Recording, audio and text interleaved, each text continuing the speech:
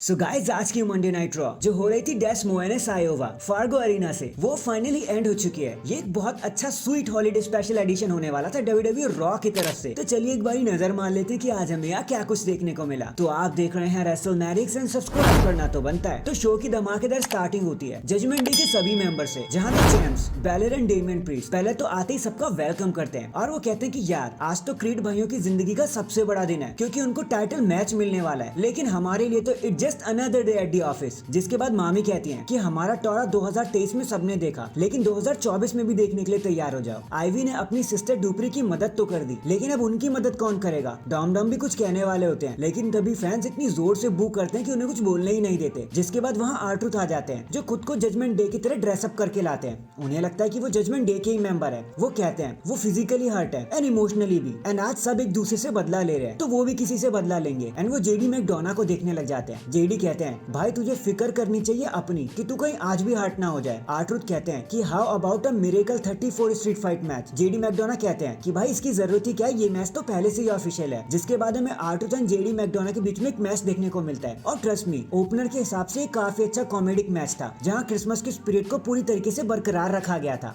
But in the end surprisingly R Truth ने JD McDonagh को pin कर दिया एंड मैच को जीत गए। एंड हाल फिलहाल के लिए तो JD McDonagh is no longer the member of Judgment Day which is just a story line as always. Then हमें नया जैक्स देखने को मिलती है जो कुछ कहने ही वाली होती है कि तभी वहाँ पर बैकी लिंच आ जाती है। नया वहाँ से जल्दी से भाग लेती है लेकिन बैकी कहती है कि भाई जा कहाँ रहे हो, अगर कुछ कहना ही था तो मेरे चेहरे पे बोल दो ना। जैक्स कहती है कि मैं खुद को रॉयल रंबल के लिए ऑफिशियल करने आई थी। बैकी कहती कि यार किसको ही फर्क पड़ेगा, the man has come around in Iowa. नया जैक्स कहती है कि मेरी बात सुन, मैं तुमसे इसलिए नहीं लड़ती क्योंकि तुम कंपनी के लिए एक मनी मेकर हो एंड अगर मैं तुमसे लड़ी तो मैं तुम्हें खत्म कर दूंगी और वो बिजनेस के लिए अच्छा नहीं होगा। बैकी कहती है कि हाँ मैं मनी मेकर हूँ क्योंकि मैं सबसे फाइट करती हूँ, कभी उससे पीछे नहीं हटती। तुम अपना बताओ यार, जिंदगी भर तुम किसी के पीछे से रहकर आई हो, शैडो में ही रहना हमेशा। नया जैक्स लड़ने के लिए रिंग एप्रन तक आ जाती है लेकिन वो लड़ती नहीं है। वो कहती कि देखा कितना मन है तुम्हारा मुझसे लड़ने का लेकिन मेरा मन तो नहीं है, मैं तो अपनी स्टाइल में ही लड़ूंगी। 2 हफ्ते बाद डे 1 के एडिशन में मिलेंगे हम एंड जब मैं तुम्हारा मुंह तोड़ दूंगी ना तो तुम्हारी बेटी रोती रहेगी और कहेगी कि मम्मी ने क्यों नया जैक्स के साथ फाइट ले ली। बैकी लिंच को गुस्सा आ जाता है, वो नया जैक्स पर अटैक करने जाती है लेकिन नया अभी भी उनसे एक कदम आगे निकलती है एंड वो एक जोरदार शॉट लगा देती है बैकी के ऊपर और ये सेगमेंट यहीं पर एंड हो जाता है। नेक्स्ट हमें गंथर वर्सेस द मिस के बीच में इंटरकॉन्टिनेंटल चैंपियनशिप मैच देखने को मिलता है एंड क्या ही मैच था ये गाइस। एक झटके के अंदर इसको दिस इज ऑसम के चैंट्स मिल गए, मजा आ गया कसम से।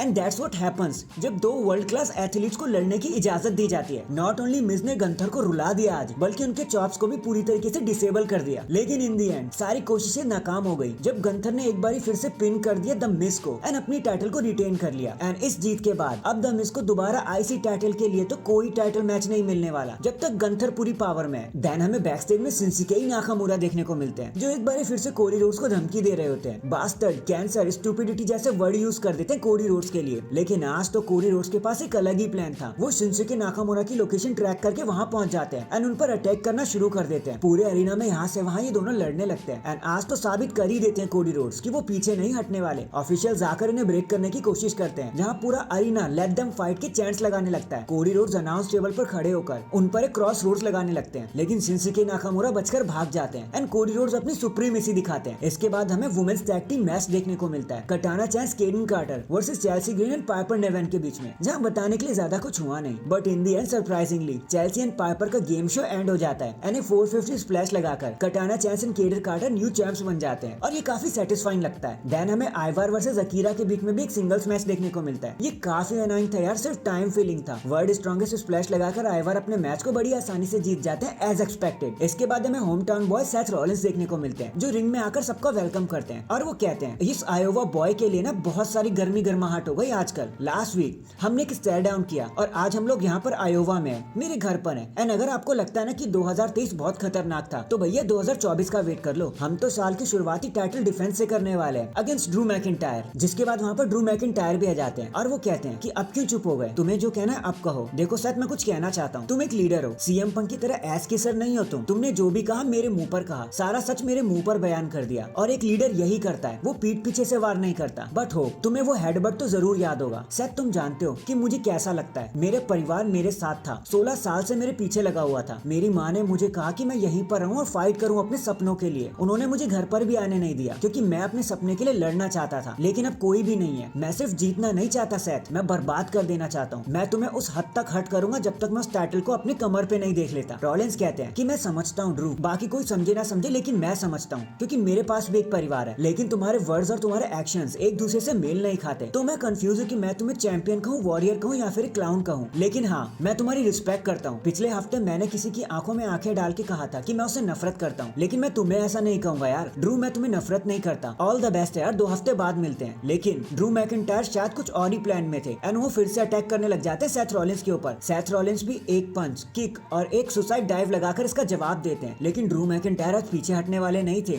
वो तो एक एलाबामा स्लैम लगा देते हैं सेथ रॉलिंस के ऊपर, वो भी स्टील स्टेप्स के ऊपर। सेथ रॉलिंस दर्द से करा रहे होते हैं, लेकिन ड्रू मैकिंटायर को इससे कोई फर्क नहीं पड़ता। इसके बाद हमें कॉफी द सेंटा देखने को मिलते हैं, जो पूरी सेंटा क्लॉज की तरह ड्रेसअप करके रखे होते हैं और सबको गिफ्ट बांट रहे होते हैं कि तभी वहाँ इंपीरियम आ जाती है और उन पर अटैक करने लगती है, मारने लगती है। बट हमारे जिउसो भी वहाँ आ जाते हैं और ऐसा होने नहीं देते, जिसके बाद एडम पेयर्स इस मैच को ऑफिशियल कर देते हैं एंड हमें जे वर्सेस काइजर के बीच में एक मैच देखने को मिलता है, जहाँ थोड़ी सी मशक्कत के बाद कॉफी किंगस्टन वापस आ जाते हैं, एक ट्रबल एंड पैराडाइज लगा देते हैं विंची के ऊपर एंड एक और स्प्लैश लगाकर जिउसो काइजर को पिन कर देते हैं, अपने मैच को जीत लेते हैं एज एक्सपेक्टेड। एंड फाइनली ये सारी चीजें लीड करती है हमें हमारे मेन इवेंट की तरफ, जहाँ द जजमेंट डे अपनी टैग टीम टाइटल्स को डिफेंड कर रहे थे अगेंस्ट द क्रीड भाई के साथ। एंड मुझे पता नहीं क्यों यार आज का मंडे नाइट रॉ बड़ा फ्रेश लगा। On top of that, Judgment Day versus Creed Brothers का जो मैच था ना, वो एकदम ऑन पॉइंट पर था। क्रीड भाइयों ने एक बार फिर से साबित कर दिया कि वो क्यों वर्थ है इस टाइटल शॉट के लिए। उन्होंने हमें यकीन दिला दिया कि वो ही इस मैच को जीत कर जाएंगे। हम सेलिब्रेट करने ही वाले थे कि तभी Damien priest and Finn Balor ने मिलकर सारा गेम पलट दिया एंड देन 1